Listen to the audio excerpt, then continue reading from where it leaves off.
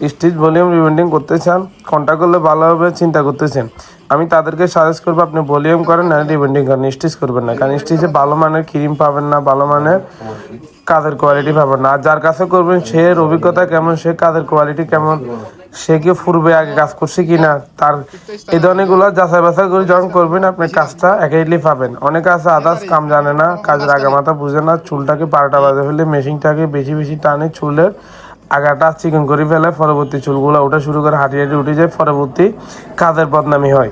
তো যার কারণে আপনি যার কাছে করবেন টাকা 2 টাকা বেশি চাইলে ভালো মানের কোয়ালিটি কাজ, তেমন কি ভালো কারিগর সাজেস্ট করে কাজটা করবেন, একাইটলি পাবেন।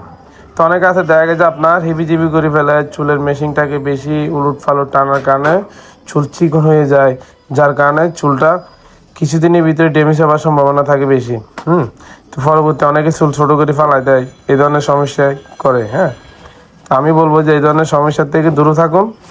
আর যারা বদনামি করতেছে এই কাজের, আসলে বদনামি না, কিছু কাজের কারিগরের ভুল করার কারণে যায়, সব ভাবতেছে ভলিউম রিবেন্ডিং খারাপ, আসলে ইস্যু খারাপ না। দেখুন ওনার চুলটা অনেক কত শাইনি, কত সুন্দর, ছেলকে একটা বাবা আসে, তখন ক্রিম একটা বাকি আছে, ওটা দিলে আরও কত ন্যাচারাল একটা বাবা আসবে।